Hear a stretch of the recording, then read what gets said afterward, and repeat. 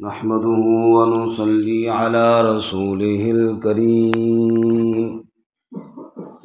أما بعد فأعوذ بالله من الشيطان الرجيم.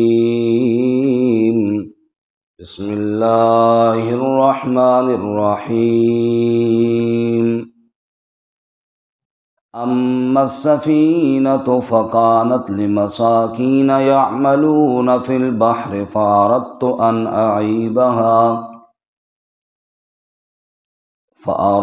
أن أعيبها وكان وراءهم ملك يأخذ كل سفينة غصبا.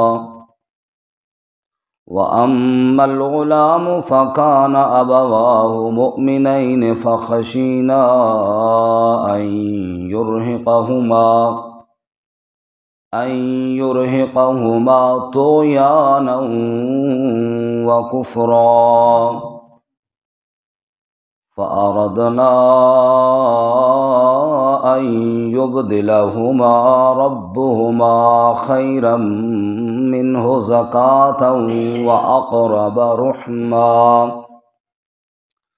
وأما الجدار فكان لغلامين يتيمين في المدينة وكان تحته كنز لهما وكان أبوهما صالحا. فأراد ربك أن يبلغا أشدهما ويستخرجا كنزهما رحمة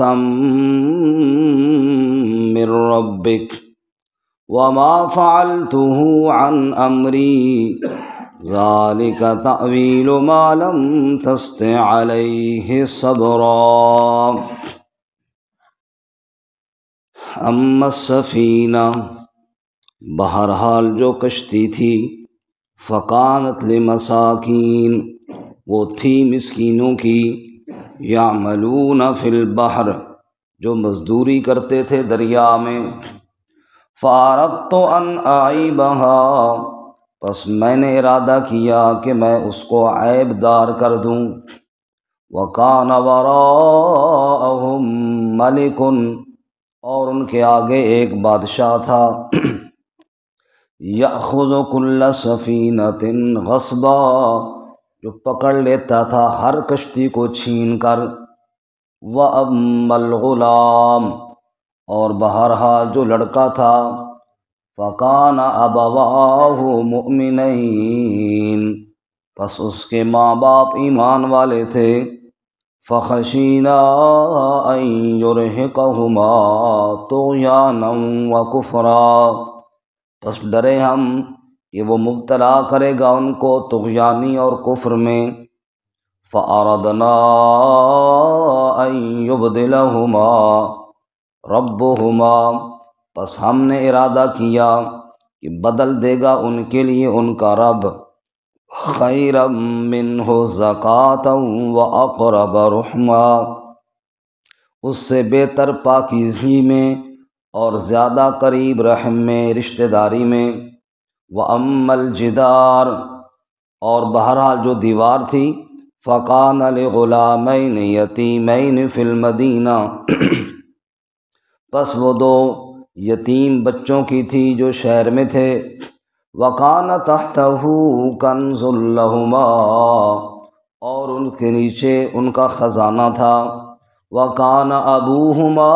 صَالِحًا، اور ان کا باپ نیک تھا، فَأَرَادَ رَبُّكَ، پس ارادہ کیا تیرے رب نے، أَن يَبْلُغَا أَشُدَّهُمَا، کہ وہ پہنچ جائیں اپنی جوانی کو، وَيَسْتَخْرِجَا كَنْزَهُمَا، اور نکال لیں اپنے خزانے کو، رحمتاً من ربک، رحمت ہے تیرے رب کی طرف سے، وما فعلته عن امری، اور نہیں کیا میں نے یہ کام کوئی بھی اپنے مرضی سے، ذالک تأویل ما لم تستطع علیہ صبرا، یہ ہے حقیقت جس پر تم صبر نہ کر سکا، سبحان ربك رب العزة عما يصفون وسلام على المرسلين والحمد لله رب العالمين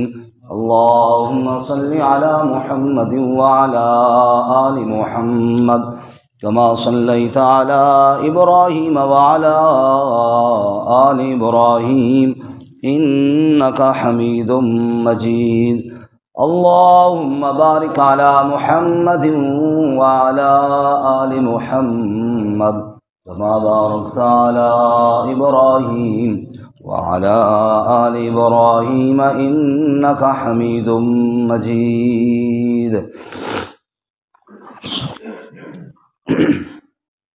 معزز سامعین، سورۃ القحف کا 10واں رکوع آیات نمبر 79 سے لے کر 82 تک تلاوت کی ہیں۔ اللہ رب العزت ان کے مطابق صحیح بیان کی توفیق عطا فرمائے، آمین، اور ہمیں قرآن و سنت پر عمل کرنے کی توفیق عطا فرمائے، آمین۔ اس سے قبل گزشتہ اسباق میں جو ہم نے پڑھا، حضرت موسیٰ اور خضر علیہ السلام کے واقعے میں آج ہمارا یہ چوتھا سبق ہے۔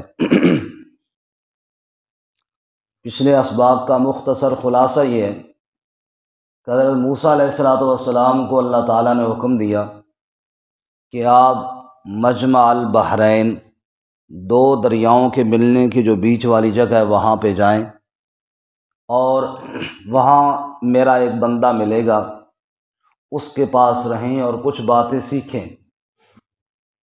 چنانچہ حضرت موسیٰ علیہ السلام اپنے ساتھی حضرت یوشع بن نون ان کو ساتھ لیا اور روانہ ہو گئے۔ اللہ تعالیٰ نے نشانی یہ بتائی تھی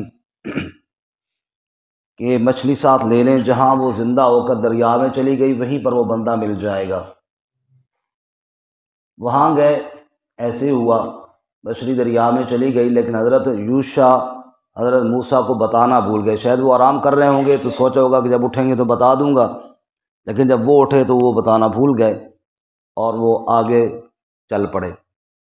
آگے جا کر جب انہوں نے مچھلی کے بارے میں مطالبہ کیا تو انہوں نے کہا کہ وہ تو جہاں ہم چٹان کے پاس آرام فرما رہے تھے وہاں دریا میں چلی گئی۔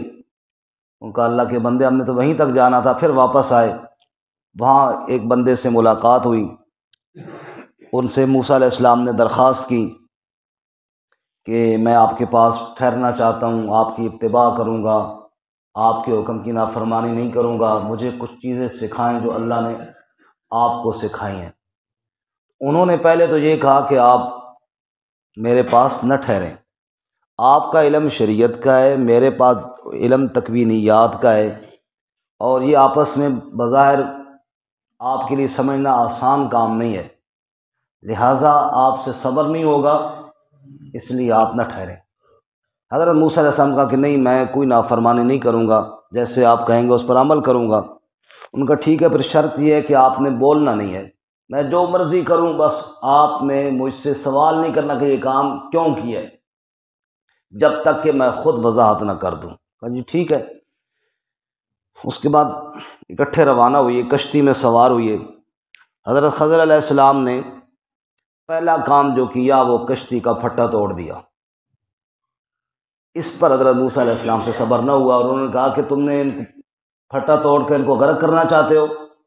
جب پھٹا ٹوٹ گیا تو کشتی میں پانی آ جائے گا، جب کشتی میں پانی آئے گی تو کشتی ڈوب جائے گی۔ تو حضرت نے فرمایا میں نے کہا نہیں تھا کہ آپ سے صبر نہیں ہوگا، آپ میرے پاس نہ ٹھہریں۔ کہا اچھا جی اب نہیں سوال کروں، بھول گیا۔ آگے گئے، ایک شخص کو، ایک لڑکے کو حضرت نے خضر علیہ السلام نے دیکھا، یہ مشہور تو خضر ہے لیکن اصل لفظ خضر ہے، دونوں طرف پڑھا جا سکتا ہے، کوئی اس میں حرج والی بات نہیں ہے۔ وہاں جب حضرت خضر علیہ السلام نے اس لڑکے کو دیکھا تو انہوں نے ماری تلوار اور قتل کر دیا۔ یہ تو بہت بڑا واقعہ تھا، کشتی کے پھٹے سے بھی۔ اب یہ موسیٰ علیہ السلام کیسے برداشت کرتے؟ انہوں نے کہا جی یہ آپ نے کیا کر دیا، ایک ناحق قتل کر دیا۔ انہوں نے پھر وہی بات کی کہ میری بات یاد ہے نا، میں نے کہا نہیں تھا چپ کر کے رہنا۔ اچھا جی ٹھیک ہے جی، اب اگر جو ہے نا کوئی سوال کیا تو پھر تیسرا کام، ایک بستی میں گئے، ان سے کھانا مانگا، انہوں نے کھانا شانا کوئی نہ دیا۔ انہوں نے کہا جی کھانے والی گل کوئی نہیں۔ تو وہاں ایک دیوار گر رہی تھی، اس کو درست کر دیا۔ موسیٰ علیہ السلام نے کہا جی ان سے اگر آپ اجرت لے لیتے تو ٹھیک نہیں تھا، آپ کھانا شانا بھی کھا لیتے۔ اور تو تو فرمایا کہ آپ نہیں ٹھہر سکتے میرے ساتھ، کیونکہ آپ سے چپ نہیں ہوتی اور آپ ہر بات پہ سوال کر دیتے ہیں، جبکہ میرے پاس ٹھہرنے کی شرط یہ تھی کہ چپ کرنا ہے۔ اور میں تمہیں بتاؤں گا وہ باتیں جن پر آپ نے صبر نہیں کیا کہ اصل حقیقت کیا تھی۔ آج کے سبق میں ہمارا آخری سبق ہے اس موضوع کا، چوتھا، جس پر اس کی حقیقت ہے۔ پچھلے سبق کا خلاصہ میں نے اس لیے عرض کر دیا کہ بعد نئے ساتھی ہیں تاکہ ان کے ذہن میں وہ خاکہ آ جائے۔ اب جدائی کے وقت حضرت خضر علیہ السلام موسیٰ علیہ السلام کو ان تین کاموں کی حقیقت بتانے لگے ہیں، اور ہمارے نبی حضرت محمد الرسول اللہ صلی اللہ علیہ وسلم نے ارشاد فرمایا، اللہ رحم کرے میرے بھائی موسیٰ علیہ السلام پر، تھوڑا اور صبر کر لیتا تو کوئی واقعات اور بھی سامنے آ جاتے، لیکن انہوں نے زیادہ صبر نہ کیا تو یہ تین واقعی ہمارے سامنے آئے۔ اس کی حقیقت اور تفسیر سننے سے پہلے یہ بات ذہن میں رہے، دنیا میں جو کچھ ہو رہا ہے اللہ کی مرضی سے ہو رہا ہے۔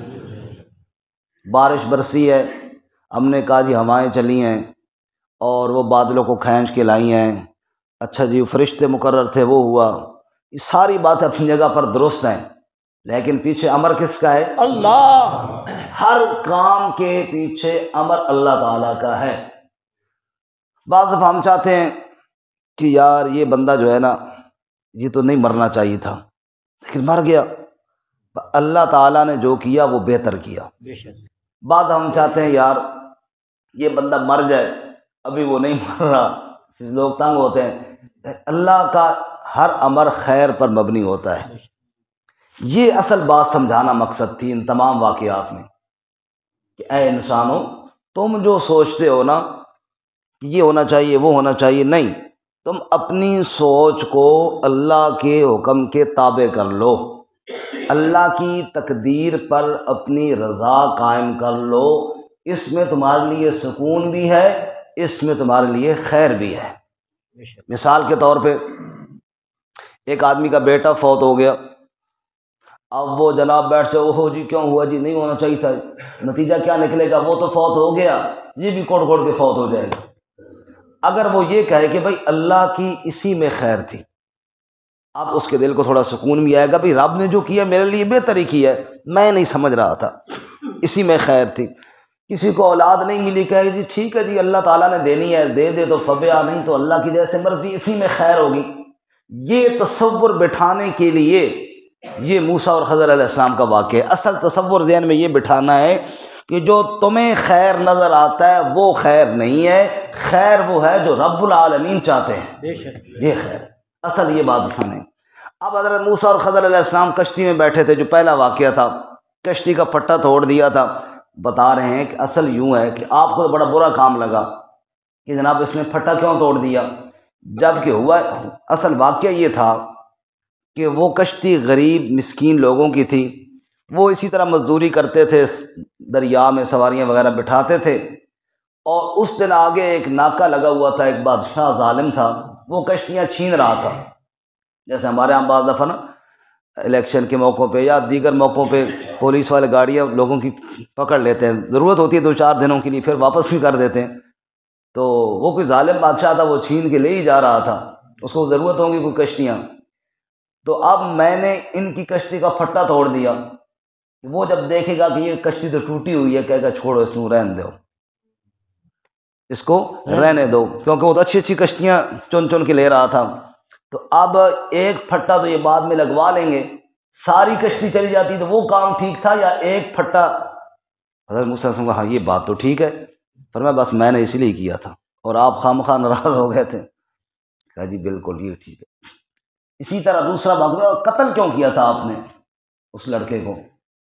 فرمایا دیکھو جہاد جب ہوتا ہے نا تو جہاد میں قتل ہوتے ہیں نا، جہاد میں کیا ہوتا ہے؟ قتل نہیں ہوتا، قتال ہوتا ہے۔ کتب علیکم القتال وہو کرہ لکم، اللہ نے تمہارے اوپر قتال لازم کیا ہے حالانکہ وہ تمہیں ناپسند ہے، کئی جانیں چلی جاتی ہیں، کیوں؟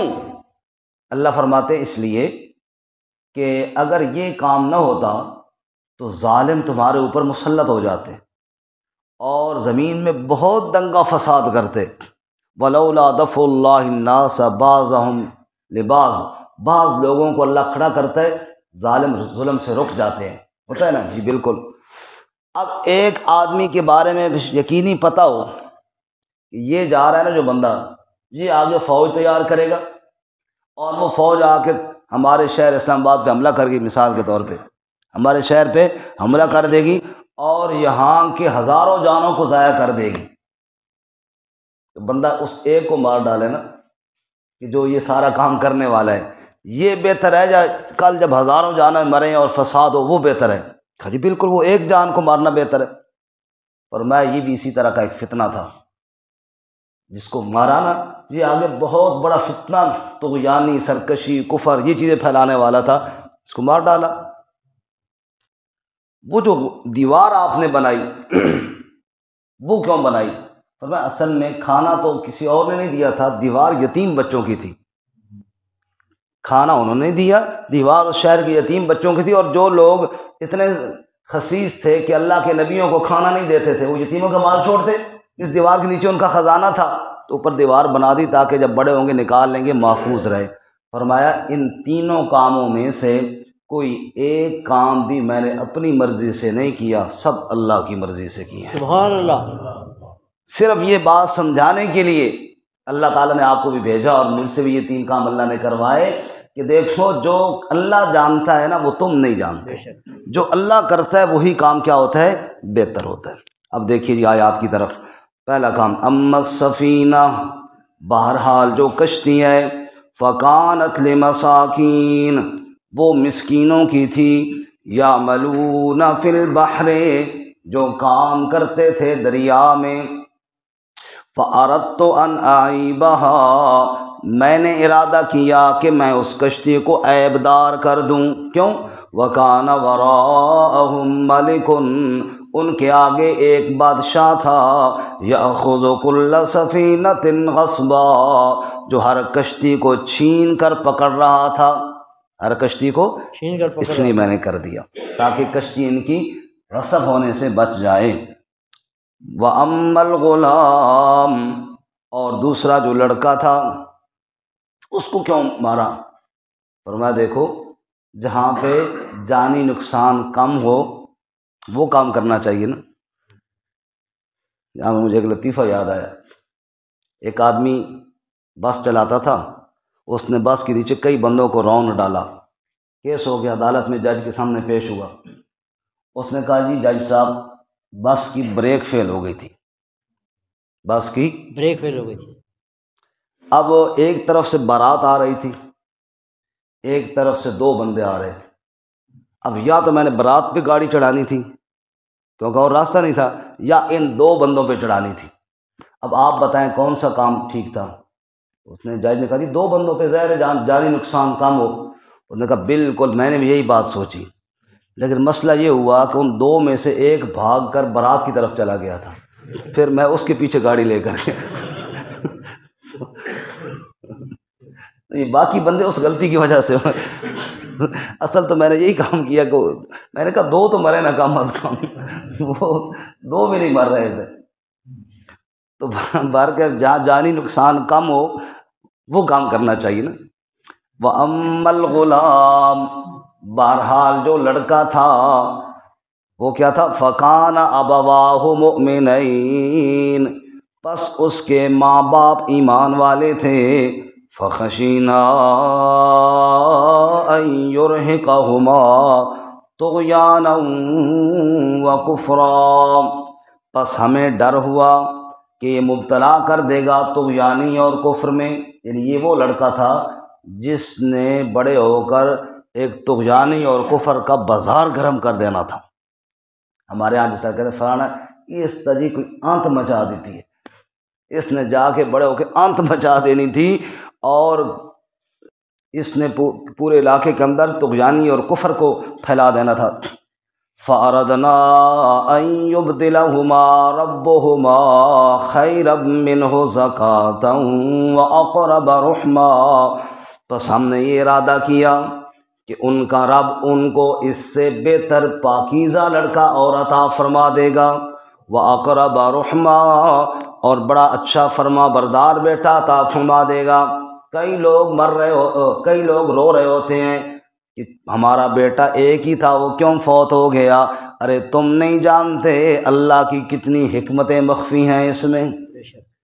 رسول اللہ صلی اللہ علیہ وسلم نے ارشاد فرمایا، جب کسی آدمی کا چھوٹا بیٹا فوت ہوتا ہے، فرشتے اللہ کی بارگاہ میں جاتے ہیں، رب العالمین فرماتے ہیں تم نے میرے بندے کے جگر کو کاٹ لیا۔ جی یا اللہ تیرا یہی حکم تھا۔ اچھا، جب تم نے اس کے دل کے پھل کو کھینچا، اس نے اس موقع پر کیا کہا تھا؟ یا اللہ اس نے انا للہ و انا الیہ راجعون پڑھا تھا اور تیرا شکر ادا کیا تھا۔ اس نے کہا تھا اللہ نے جو کیا بہتر کیا۔ رسول اللہ صلی اللہ علیہ وسلم فرماتے ہیں، رب العالمین فرماتے ہیں فرشتوں سے ابنوا لبیتی ابنوا لعبدی بیتا فی الجنہ وسموہ بیت الحمد، میرے اس بندے کے لیے جنت میں ایک محل تیار کرو اور اس کا نام بیت الحمد رکھ دو۔ سبحان اللہ، تعریفوں والا گھر، تعریفوں والا گھر۔ اس نے اس موقع پر میری تعریف کی، تو اللہ کے فیصلے پہ بندے کو راضی ہونا چاہیے۔ دیوار جی، ہم اس شہر میں گئے تھے، تیسرا واقعہ، ہم نے اس نے کھانا مانگا تھا، انہاں ظالمہ سان روٹی بھی نہیں، انہاں کو روٹی استاد جی اپنے گھروں۔ اب مسئلہ یہ ہوا کہ آپ ان کی دیوار بنانے لگ گئے، یہ کیوں؟ فرمایا امل جدار، وہ جو دیوار تھی نا، فکان لغلامین یتیمین، وہ دو یتیم بچوں کی تھی، فی المدینہ جو اسی شہر میں رہتے تھے، وکان تحتہ کنز لہما، اور اس دیوار کے نیچے ان کا خزانہ تھا، وکان ابوہما صالحا، ان یتیم بچوں کا باپ بڑا نیک آدمی تھا۔ اب دیوار ہم نے بنا دی، فاراد ربک، پس تیرے رب نے ارادہ کیا، ان یبلغا اشدہما، کہ وہ پہنچ جائیں گے اپنی جوانی کو، بالغ ہو جائیں گے، ویستخرجا کنزہما، اور پھر اپنا خزانہ نکال لیں گے۔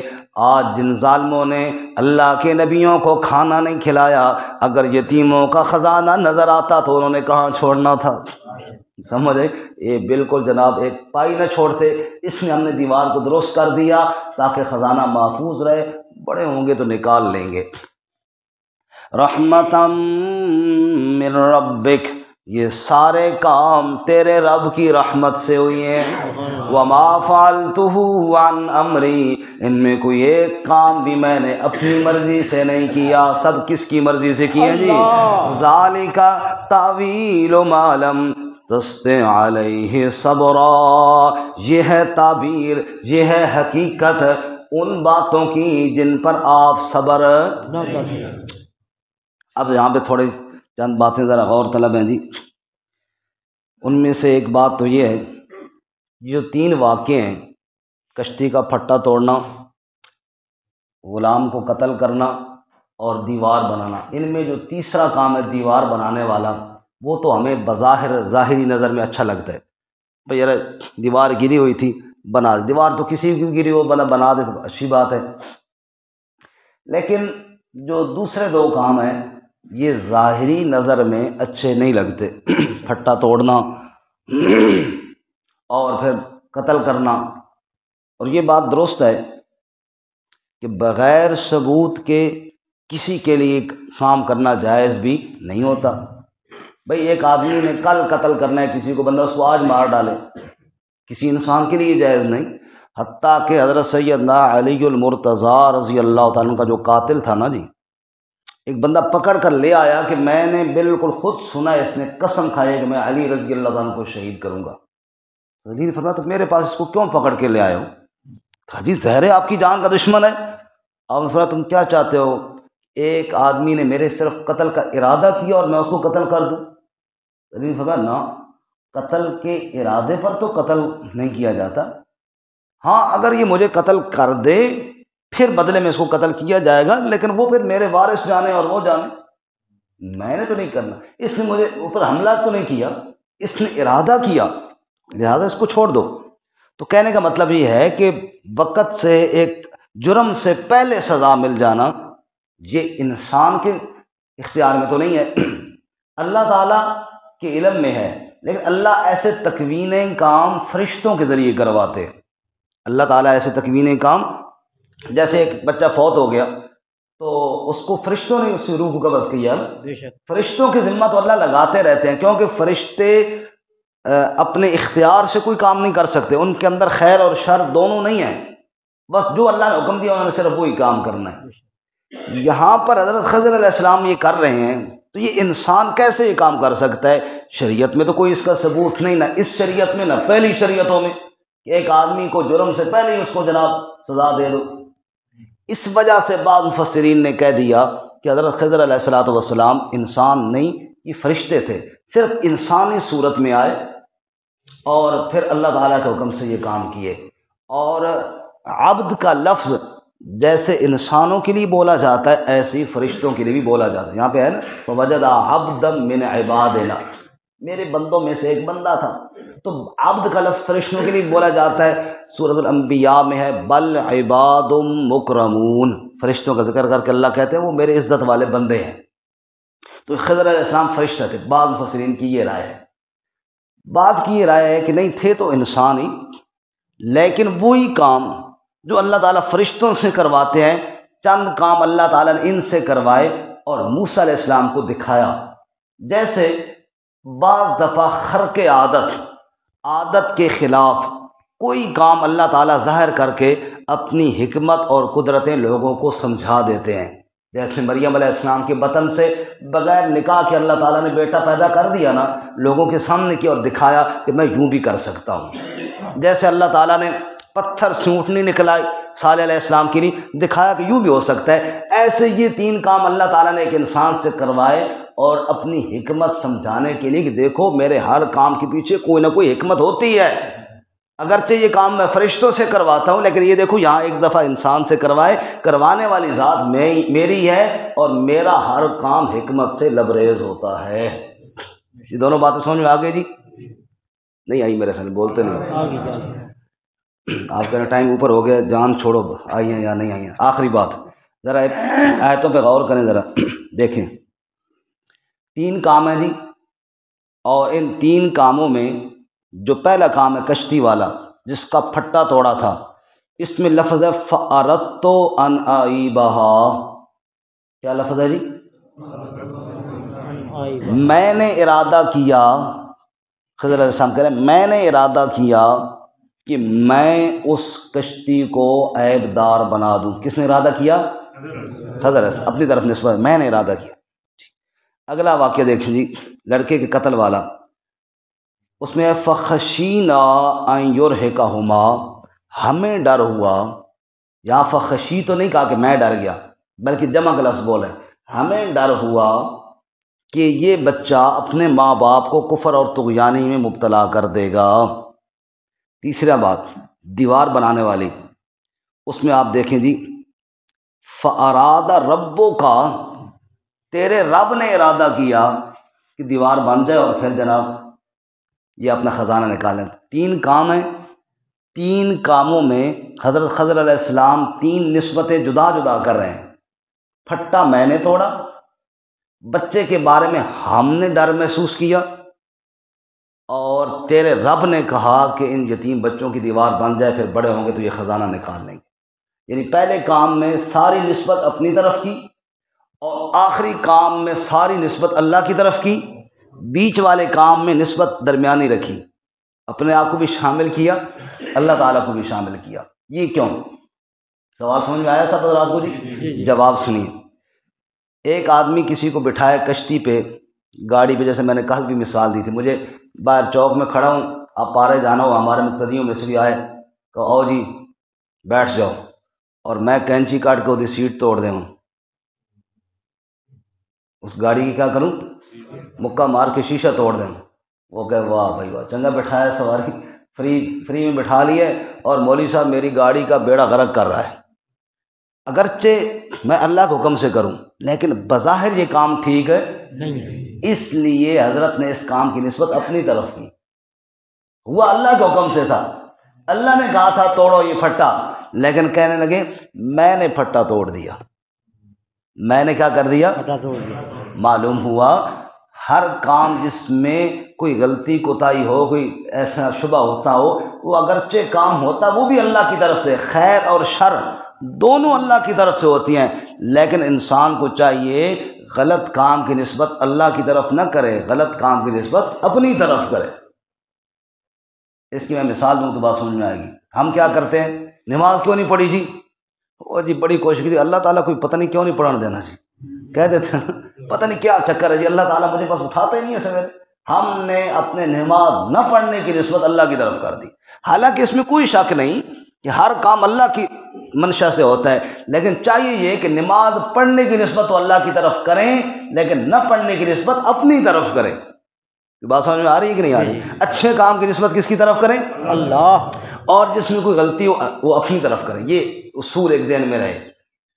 ہم کیا کرتے ہیں، بچہ جی بیمار ہے جی، بڑا اچھا ڈاکٹر تھا جی، ٹھیک ہو گیا ابھی، باشو کمال ڈاکٹر، ایسا نسخہ دیا فٹ ہو گیا، اچھا بڑا جی کمال پیر صاحب تھے، ایک کا تویز دیتا نے کم فٹ ہو گیا، ٹھیک ہو گیا۔ اگر بچہ فوت ہو گیا، بس جی اللہ کی مرضی ہے۔ کس کی مرضی؟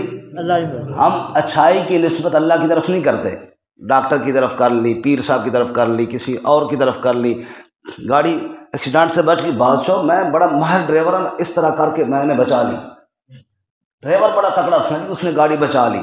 اب یہ نسبتیں ہم مخلوق کی طرف کرتے ہیں، ایکسیڈنٹ ہو گیا، بس جی کوشش تو بڑی کی تھی، اللہ کی مرضی ہے۔ ایسے ہوتا ہے نہیں ہوتا ہے؟ اچھائی کی نسبت اپنی طرف کر لی، اور جو تکلیف والی چیز تھی اس کی نسبت اللہ کی طرف کر لی۔ حضرت نے اس طرح نہیں کیا، حضرت نے اچھائی کی نسبت اللہ کی طرف کی ہے، اور جو بظاہر چیز اچھی نہیں تھی اس کی نسبت اپنی طرف کی۔ چلو اسلام آباد میں ایک اور بات بھی کر دوں، بڑا مشہور جملہ ہے ہمارے اسلام آباد میں، امام بری کھوٹی قسمت کر دے کھری۔ کھوٹی کس نے کی؟ اللہ نے۔ کھوٹی کی نسبت اللہ کی طرف کر دی، کھری کی نسبت حضرت بری صاحب کی طرف کر دی۔ تو ہم نے، ہمارا یہ کنسیپٹ ہے، ہم یہ کرتے ہیں کہ ہر کام میں جس میں نقصان ہو گیا وہ اللہ کی طرف کر دیا، جس میں فائدہ ہو گیا وہ مخلوق کی طرف کر دیا۔ یہ کام نہیں کیا حضرت خضر علیہ السلام۔ دوسرا کام جو لڑکے کو قتل کرنے والا تھا، اب کسی کافر ظالم جابر کو قتل کرنا ایک لحاظ سے بہادری ہے۔ ہم نہیں واقعہ سناتے مرحب کو حضرت علی رضی اللہ عنہ نے مار ڈالا تھا، یہ حضرت علی کی بہادری پر سناتے ہیں نا، بولے نا جی جی جی حضرت علی کی بہادری پر، یہ اچھا ایک کام ہے، لیکن اب وقت سے پہلے مار دینا اس میں بظاہر یہ ٹھیک بھی نہیں ہے۔ تو اس میں حضرت نے اجتماعی ذکر کیا، فخشینا، ہم ڈر گئے، یعنی اگر اس میں کوئی یوں پہلو نظر آتا ہے کمزوری والا تو وہ میری طرف ہو گیا، باقی جو خیر والا پہلو ہے یہ اللہ کی طرف ہو گیا۔ اس میں آپ نے مشترکہ جملہ بولا۔ اور جو یتیموں کی دیوار بنانے والی بات تھی اس میں تو سراسر خیر ہی خیر تھا نا، اس میں تو سراسر، اس لیے اپنے آپ کو شامل نہیں کیا تھا، فاراد ربوں کا، یہ تیرے رب نے کیا ہے۔ یہ کس نے کیا ہے؟ تیرے رب نے۔ اب تینوں باتوں میں فرق سمجھ میں آیا کہ جہاں پر کوئی تھوڑی کمزوری والی بات تھی وہ ساری نسبت اپنی طرف کی، جہاں پر کمزوری اور بہادری دونوں باتیں تھیں مشترکہ جملہ بولا، اور جہاں پر میری خیر ہی خیر تھی صرف نسبت اللہ کی طرف کی۔ آخر میں بتا دیا کہ جو کچھ بھی کیا ہے ما فعلت عن امری، اپنی طرف سے کچھ بھی نہیں کیا، تینوں کام کیے اللہ کی مرضی سے ہیں۔